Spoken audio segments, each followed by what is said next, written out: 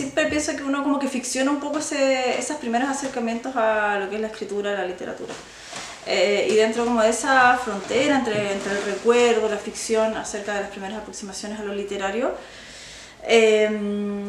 yo tengo el recuerdo desde que de muy niña tenía un interés muy grande por la lectura. Fui como una gran lectora desde muy niña. Más que escribir, bueno, después sí empecé un tipo de escritura muy rudimentaria, muy básica, pero la primera aproximación fue esta aproximación a la lectura. Que creo que empezó como a mis 8 años, una voracidad por libros, por pedirle a mis padres que me compraran libros,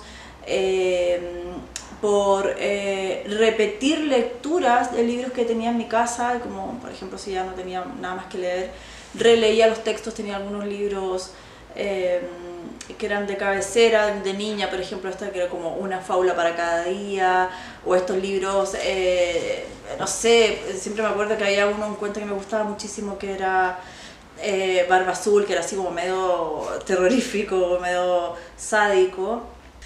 Fueron las primeras aproximaciones, pero ya empecé a escribir también tempranamente. Yo creo que como a los 10 años empecé con una rutina de escritura que era una especie de escribir cómo se escribían esos textos. O sea, una especie como de un plagio, una cosa muy extraña. Yo escribía como textos muy parecidos a los que leía.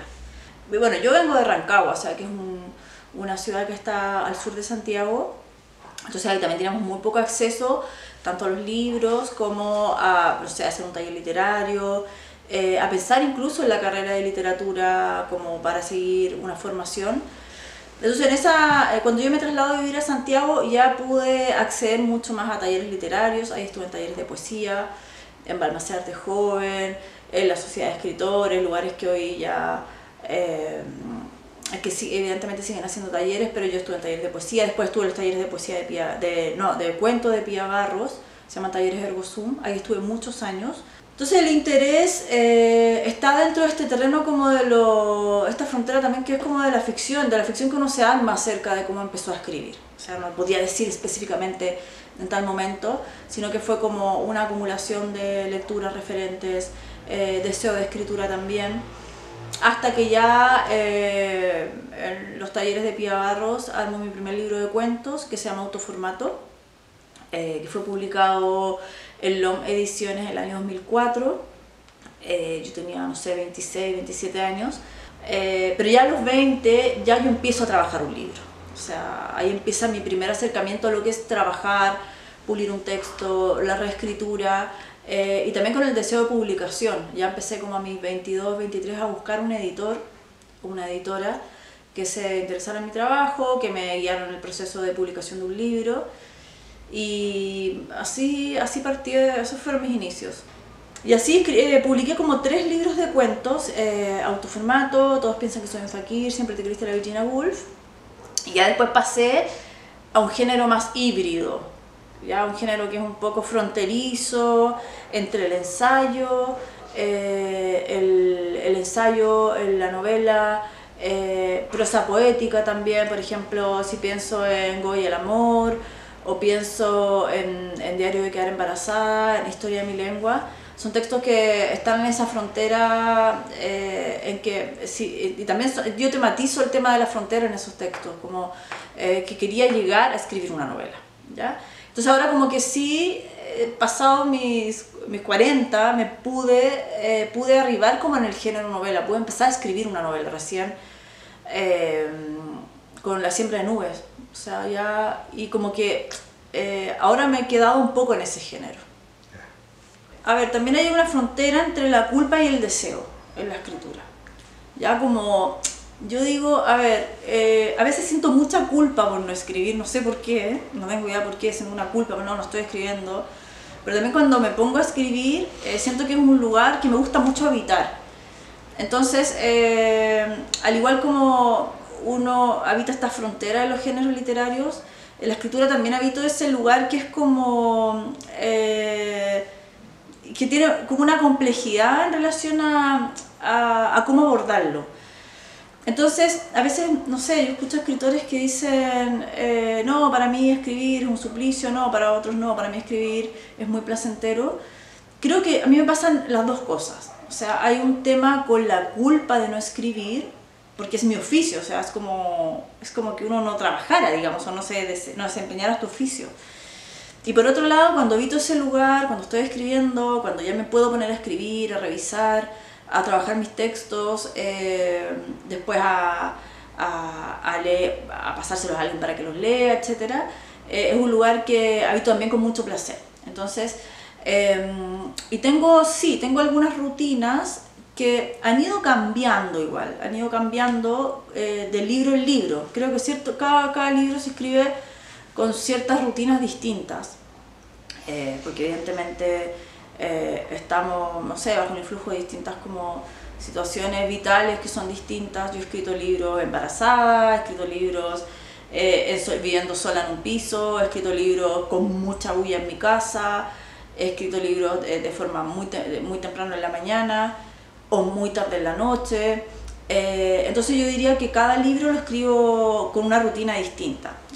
Y también cuánto se van a extender en el tiempo, porque por ejemplo La siembra de nubes, yo me tardé 5 años en escribirlo y entre medio pasé por la escritura de mi tesis doctoral, que como que escribía una y otra, cambio de país, escribir en Chile y escribir también acá en España, escribir en pandemia. Ese libro también tiene la escritura en pandemia, o sea, tiene como tiene muchas instancias distintas de escritura, larguísimas.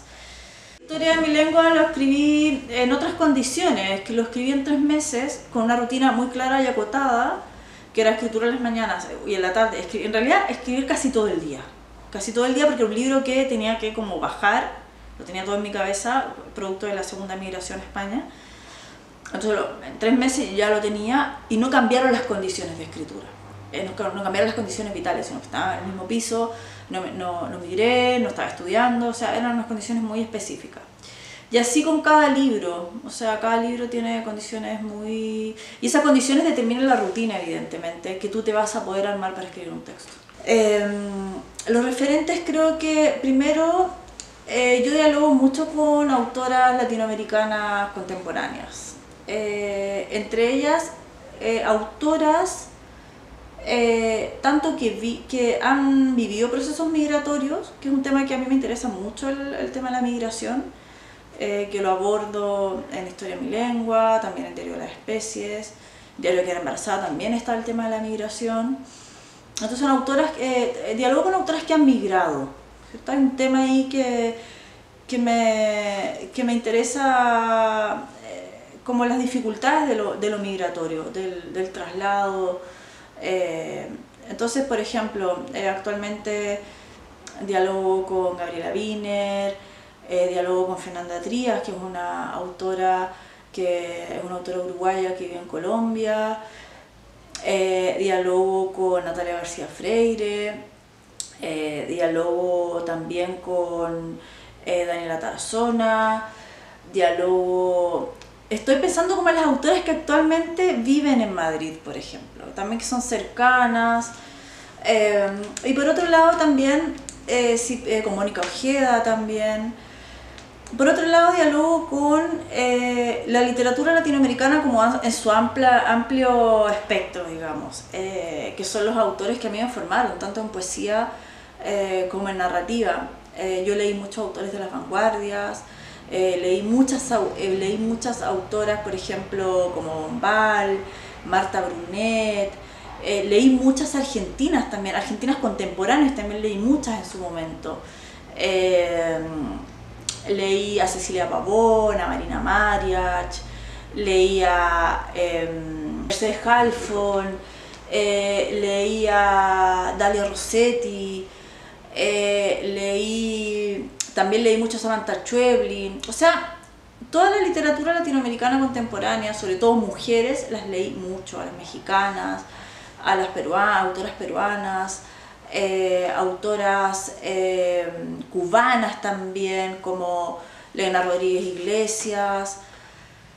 todas las latinas contemporáneas, pero también los autores del siglo XX, tanto en poesía y en narrativa. Me gustaban mucho las vanguardias latinoamericanas, pensando en Macedonio Fernández, Juan Emar, este autor peruano de La Casa de Cartón, ¿cómo se llama? Martín Adán, por ejemplo.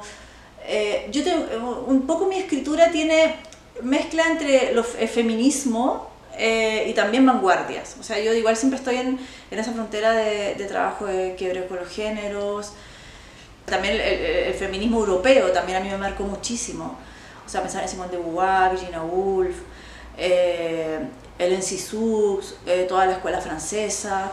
Fueron autores que también a mí me formaron mucho en mi adolescencia. Después ya también me fue mucho esta mezcla de los feminismos europeos y los feminismos latinoamericanos, las vanguardias europeas, las vanguardias latinoamericanas. La poesía chilena también me marcó muchísimo, ya mencioné algunos autores. Entonces creo que dialogo con esas tradiciones, feminismos, vanguardias, Latinoamérica, poesía chilena.